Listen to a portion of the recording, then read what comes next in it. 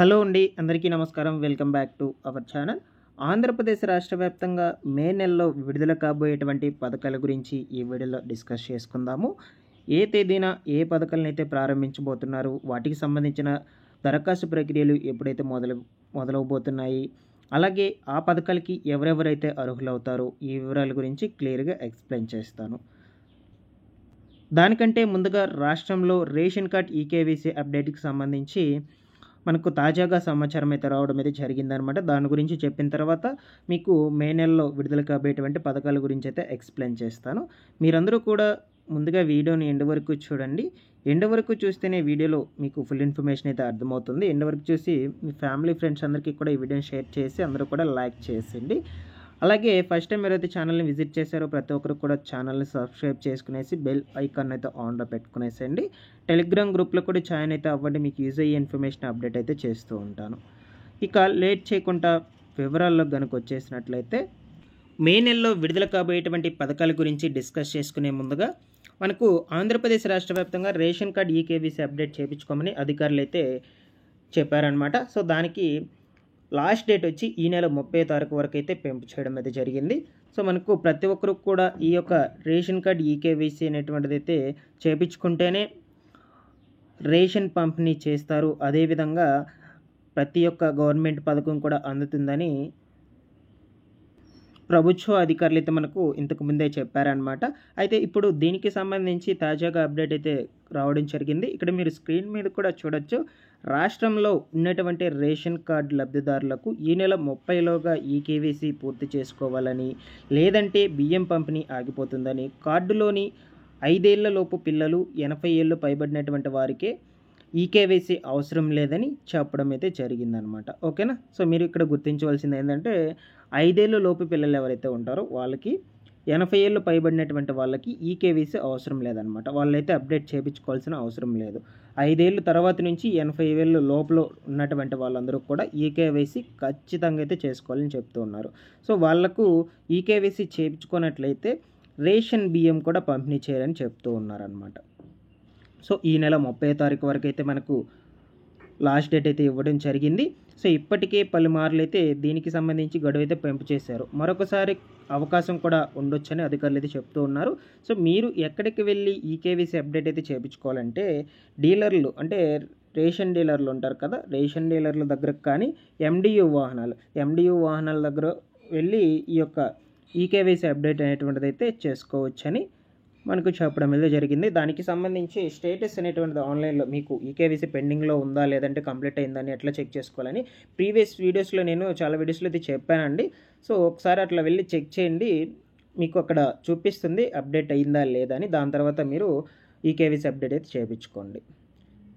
So ఇక next వచ్చేసి మనకు మే నెల పథకాల గురించి అయితే డిస్కస్ చేసుకుందాం. మొట్టమొదటిగా మనకు మే 1వ తారీఖున వచ్చేటువంటి పెన్షన్లు అండి. సో ఈసారి కూడా ప్రతి నెల పంపిణీ చేసే విధంగానే 1వ తారీఖున పెన్షన్స్ అయితే పంపిణీ చేస్తున్నారు. అది కూడా అర్హులైనటువంటి వాళ్ళకి మాత్రమే పంపిణీ చేయడం అయితే జరుగుతుంది. సో చాలామందిని కూడా అనర్హులని అయితే గుర్తించి వాళ్ళందరికీ కూడా పెన్షన్ తొలగింపు చేశారు రీసెంట్గా. ఇక అర్హులైనటువంటి వాళ్ళను లిస్ట్ అయితే ఈ నెలాఖరు లోపల అయితే రిలీజ్ చేస్తారు 30వ తారీఖు లోపల.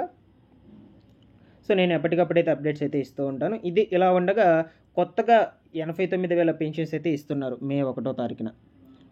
అది ఎవరికి అంటే వితంతు పెన్షన్స్ ఎవరైతే అర్హులు ఉంటారో, ఓకేనా, ఈ స్పౌస్ పెన్షన్స్ను వితంతు పెన్షన్స్ కింద అయితే ఇస్తున్నారనమాట 89,788 మందికి అయితే. అది కూడా ఈ స్పౌస్ పెన్షన్స్ వచ్చేసి ఆల్రెడీ వాళ్ళ భర్త పెన్షన్స్ తీసుకుంటూ సడన్గా మరణించినట్లయితే వాళ్ళ భర్త పెన్షన్ను భార్యకి తీసుకోవడాన్ని స్పౌస్ పెన్షన్స్ అయితే అంటారనమాట. దీనికి ఇంతకుముందు ఆల్రెడీ కూడా రిజిస్ట్రేషన్స్ అయితే చేసుకున్నారు చాలామంది. ఇది కూడా వచ్చేసి 2023 డిసెంబర్ 1 నుంచి 2024 అక్టోబర్ 31వ తారీఖు లోపల మధ్యలో ఎవరైతే చనిపోయి ఉంటారో సో వాళ్ళ యొక్క భర్త పెన్షన్ భార్య పొందేందుకు అవకాశం అయితే ఉంటుంది. దానికి ముందు కానీ దీనికి తర్వాత కానీ చనిపోయినట్లయితే వాళ్ళకి పెన్షన్ అయితే ఇవ్వరు రేపు మే 1వ తారీఖున. సో ఇంకా ఎవరైనా చేసుకోకుండా ఉన్నట్లయితే దరఖాస్తులు ఈ స్పౌస్ పెన్షన్స్కి సంబంధించి ఈ నెల 30వ తారీఖు లోపల మళ్ళీ గడువు కూడా ఇచ్చారు.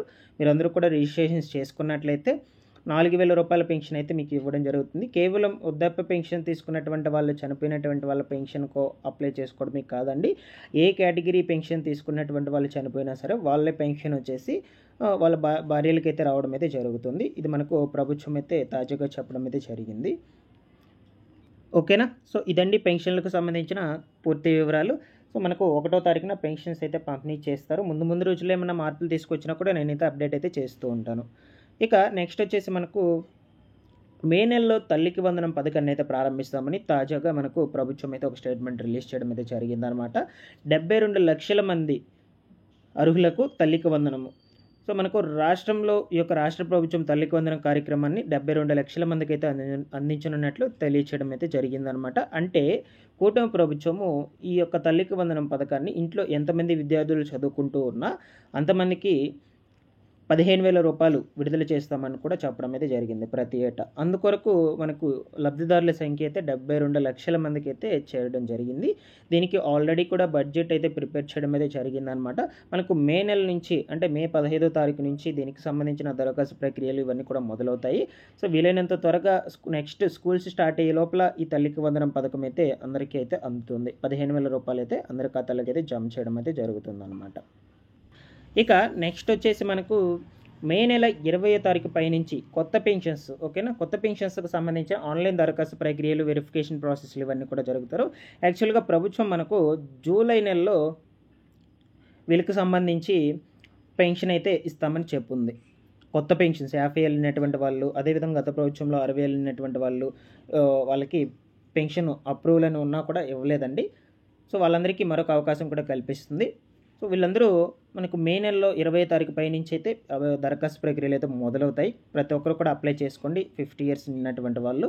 సో ముందు రోజుల్లో దీనికి సంబంధించి కొత్త మార్గదర్శకాలు అయితే రిలీజ్ చేసింది ప్రభుత్వము. నేను ఎప్పటికప్పుడైతే అప్డేట్స్ అయితే ఇస్తూ ఉంటాను ఈ కొత్త పెన్షన్లకు సంబంధించి కూడా. ప్రతి ఒక్కరూ ఛానల్ని సబ్స్క్రైబ్ చేసుకునేసి రెగ్యులర్గా అయితే నేను పెట్టేటువంటి వీడియోస్ని అయితే ఫాలో అవుతూ ఉండండి.